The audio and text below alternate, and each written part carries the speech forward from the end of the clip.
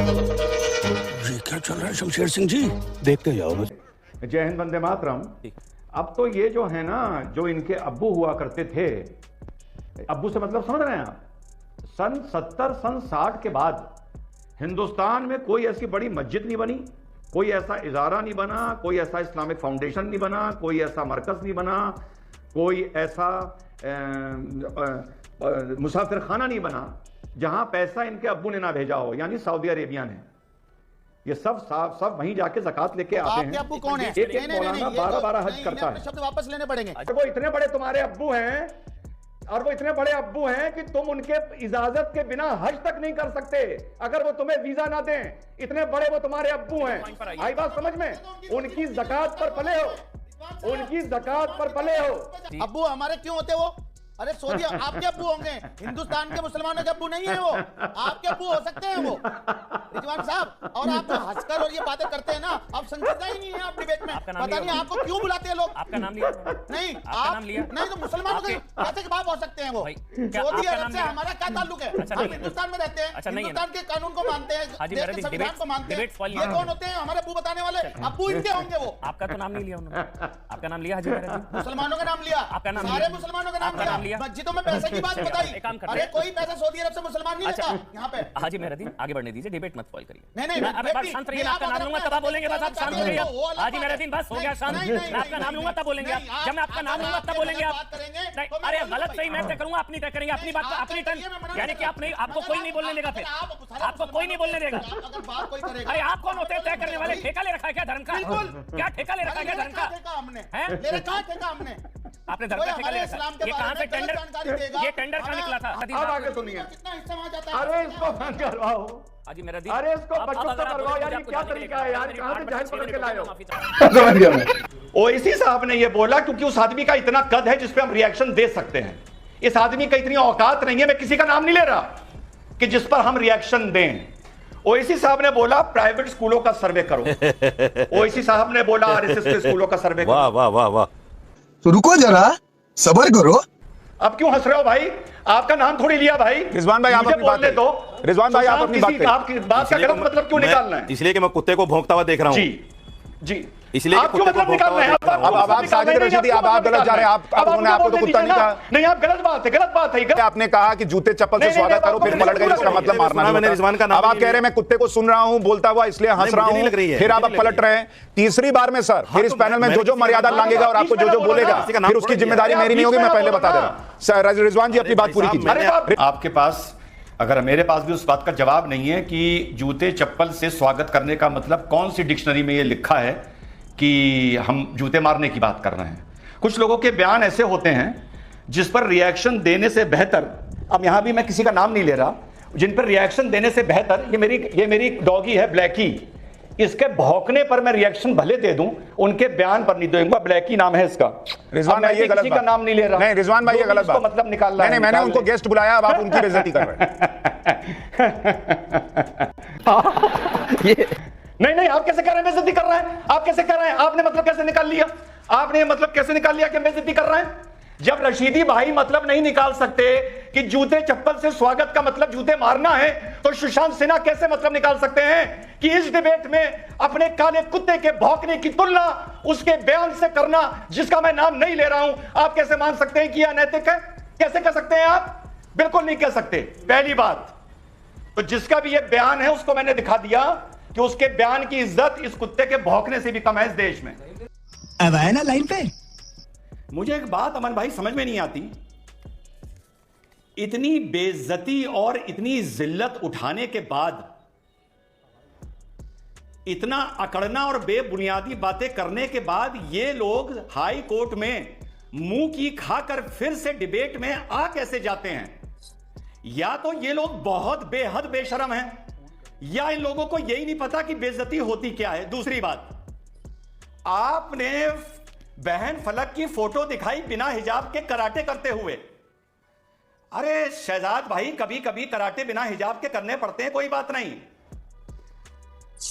जरा ये देखिए फलक की पार्टी की फोटोआं, पार्टी की देखो शहजाद, पार्टी की देखो, ये देखो, ये देखो, ये जो आज हिजाब पहन रखा है, ये जुल्फे लहरा रही हैं, ये देखो शहजाद, भाई, देखो भाई क्या बात करते शहजाद हो? और अब क्या है? बात खत्म कर लूं? जी बिल्कुल बिल्कुल डॉक्टर बात खत्म कर लूं? जोकर, जी यस जोकर, जी। करिए बात।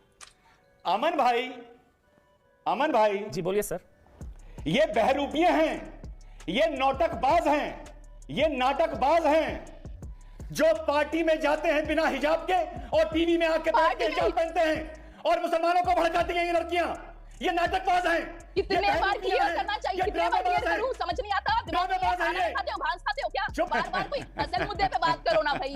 मैं बहुत बार जो बोल चुकी हूं नेशनल मीडिया पे, मैं पहले हिजाब नहीं करती थी, अब करती हूं। आप हंस लो, रावण दिख रहे हो, आप जोकर दिख रहे हो, जोकर। मैं पहले नहीं पहनती थी, अब पहनती हूं। मैंने कराटे नहीं छोड़ा, मैं आगे भी देश को रिप्रेजेंट करूंगी, देश के लिए जीतूंगी, पूरी कोशिश करूंगी जीतने के लिए। और बदतमीज आदमी, रावण, बदतमीज, शैतान, लानत हो तुम पर। देखो जोकर हंसता है, जोकर की तरह पागल। देखिए एक मिनट, ये बढ़िया था गुरु। देखिए अमीश भाई, मुझे आज आपकी एक बात समझ नहीं आ रही है, बुरा ना मानिएगा। मुझे लगता है जैसे आपके सीने में दिल ही नहीं है, आप बेदिल इंसान हैं। अरे साहब, 70 साल से एक आदमी कश्मीर का ढोल बजा रहा था, उसकी खा रहा था, उसकी पी रहा था, उसकी पहन रहा था। हमारे बेदिल प्रधानमंत्री ने और बेदिल हमारे गृह मंत्री ने 70 सेकंड में उस पर पानी फेर दिया, भूखा मार दिया, कपड़े उतार दिए, नंगा कर दिया। अब क्या वो बोलेंगे नहीं पाकिस्तानी? आपके सीने में दिल ही नहीं है? चीमा, मैं तुम्हारे साथ खड़ा हूं, हिंदुस्तान का मुसलमान, इस दुख की घड़ी में। तुम लोग नंगे हो गए हो, नंगे, और तुम्हारे लिए ये लेके आया हूं केले का पत्ता, और इसमें मैंने बना दिए छेद। अपने प्रधानमंत्री से कहो ये केले का पत्ता लपेटे और जाके यूनाइटेड नेशन के बाहर सीढ़ियों पर बैठे। ये हिंदुस्तान का मुसलमान का पैगाम है तुम्हारे लिए, और मैं तुम्हारे साथ खड़ा हूं आज, मैं तुम्हारे साथ हूं। क्या क्या जतन करना पड़ती है इंडिया के अंदर जिंदा रहने के लिए, इंडिया के अंदर मुसलमानों को जिंदा रहने के लिए क्या क्या जतन करने पड़ते हैं? केले के पत्ते, फूलों को फूल पेश करने पड़ते हैं, बीजेपी को, आरएसएस के पांव को हाथ लगाने पड़ते हैं। भाई क्या क्या करना पड़ता है आपको? आरएसएस के पांव को हाथ, बीजेपी को माफिया, केले के पत्ते, केले लेने पड़ते हैं, देने पड़ते हैं, क्या क्या काम करने पड़ते हैं आपको?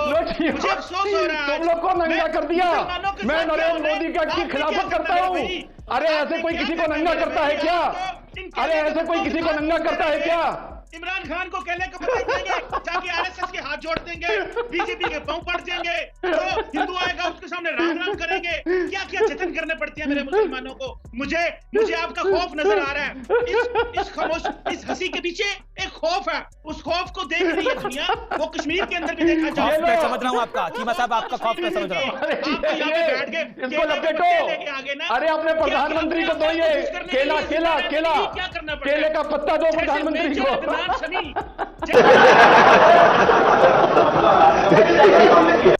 अब हम लोगों को अपनी एक आइडेंटिटी बनानी थी। अब जैसे ये कैंपस फ्रंट ऑफ इंडिया है, इसने लड़कियों को ये नहीं सिखाया कि बेटा आप लोगों को कम से कम क्लास में शुरू के टॉप 5 पोजीशन में कम से कम 2 या 3 पोजीशन पर मुसलमान लड़कियां आनी चाहिए। हम आपके लिए कोचिंग करवाएंगे, आप पढ़िए, मेहनत करिए, आईएएस बनिए। नहीं, उनको एक अच्छा तरीका मिला मुसलमान की आइडेंटिटी बनाने का, भैया हिजाब पहन लो और हिजाब के नाम पर बवाल कर दो। और जैसे इन्होंने सीए में किया था, ये हर बवाल में कुछ ये शेरनियां पैदा कर देते हैं। शेरनियां, आहा, सीए के टाइम पर एक दादी पैदा कर दी थी, वो दादी का हल्ला मचता रहा। अब इन्होंने ये शेरनी पैदा कर दी। जब यही शेरनी, अमीश भाई, यही शेरनी शादी के बाद ये कहेगी कि मैं चाहती हूं कि मेरा शौहर दूसरी शादी ना करे, वो शरिया की गलत बात है, तो ये लोग जो उसको शेरनी बना रहे हैं उसको जूते मारेंगे, जूते। उसको भाजपा का दलाल कहेंगे, दलाल।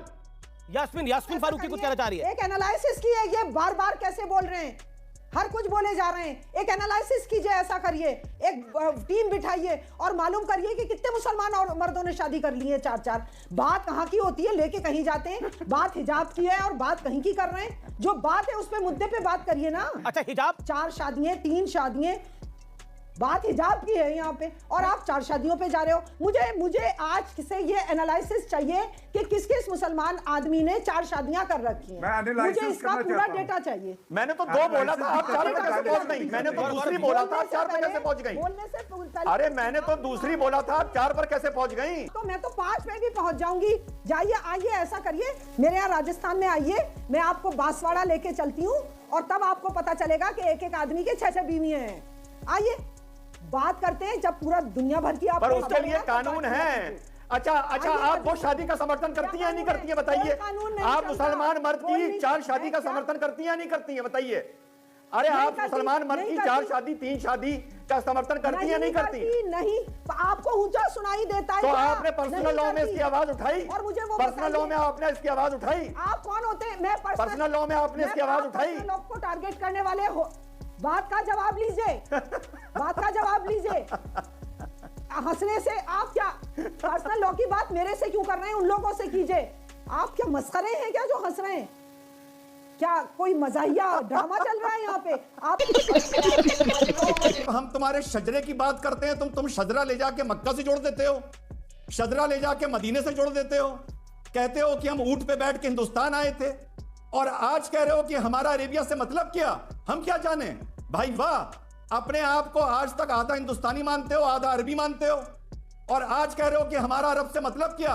कैसे नहीं तुम्हारा अरब से मतलब? अगर अरब से मतलब नहीं है तो कहो हमारे पूर्वज हिंदुस्तान के थे, तो कहो हमारे पूर्वज हिंदू थे। बोलो, जवाब दो इस बात का। अरे भाई, तो कैसे जाहिल किस्म के आदमी हैं आप? किस भारतीय ने कभी कहा है कि उनका पूर्वज अरब से था? ये अजमी हैं। अजमी और अरबी में बहुत फर्क है, और हम अजम के लोग हैं, इसी मुल्क में पैदा हुए, और यहीं के उलमा इकराम और औलिया इकराम ने जो है दीन को तबलीग की है। क्या पता है आपको? पूर्वज हिंदू थे? अरे सहाबा तो आए ना। आपके पूर्वज हिंदू थे या नहीं थे? अरे भाई, हिंदू थे, ये क्या थे? लेकिन अल्लाह ने